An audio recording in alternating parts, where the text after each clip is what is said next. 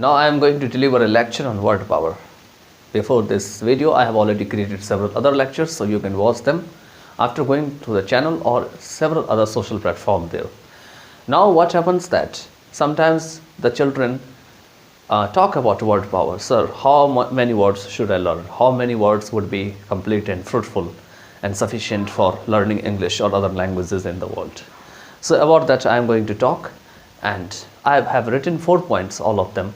I would not go so much delve deep about word power, because you know that with the passage of time you start learning words. Sometimes I have also listened or heard to some learners, as I did in my childhood. I started learning dictionaries, pocket dictionaries, mini dictionaries, advanced dictionaries, and several other more dictionaries. And I learned many words. I think about 50,000, 60,000, 70,000 in those days. But what happens that merely learning the words is not sufficient unless or until you use all these words into practical purpose in everyday's life. One day, today you will learn, after 10 days you will forget if they are not in the practice. So somehow you can say that these words must be put in the practice, so that you should not forget, lest you should not forget, and you should continue practicing those words in future.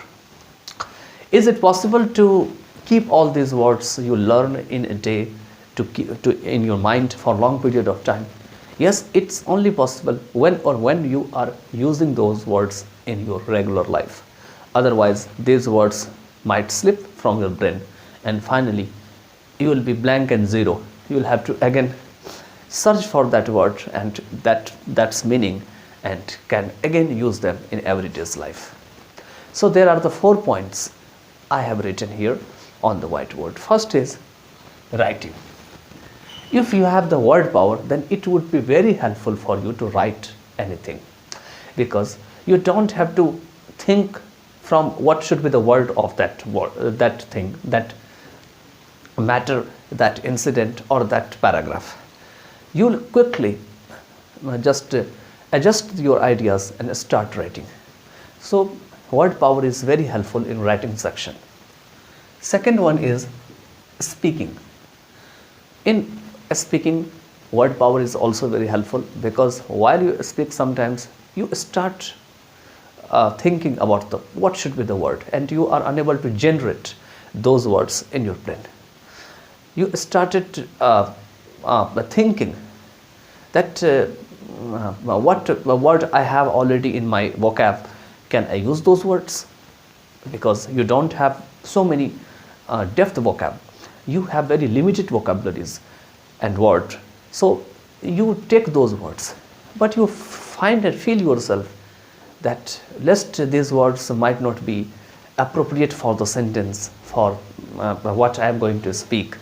So in that case, if you have the stockpile of vocabulary, and you can say the treasury of vocab or words, then you don't have to think so much. You can quickly choose out one of the word from your treasury, and you can use with the speaker you have been speaking or you are trying to speak. Third one is reading. If you know the words properly, then it would be very helpful for reading. You have newspaper, magazine, or several other pamphlets or reading resources, books, where if the sentences there are the difficult words, if you know the words already, you can easily read. You would not have problem. But all the punctuation marks that is already printed in the books or all these reading resources, you need to read carefully, because because all the punctuation has its own value, image.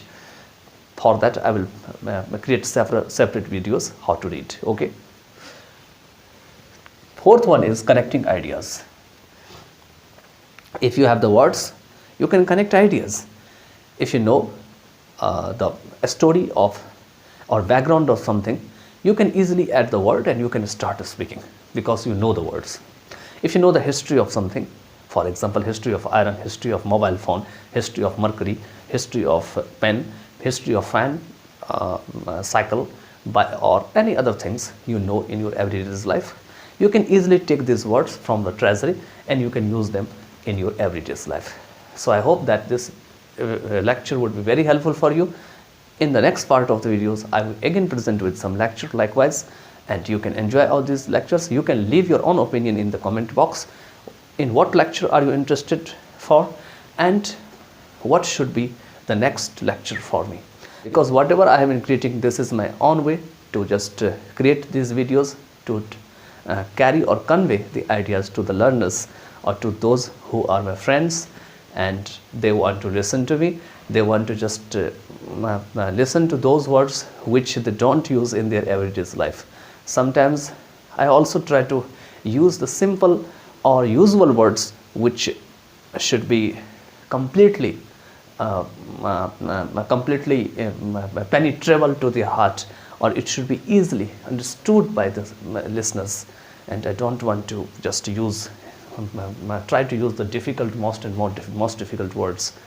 If I think that the word is easiest of the easy, I try to take from the vocab and I try to take to you.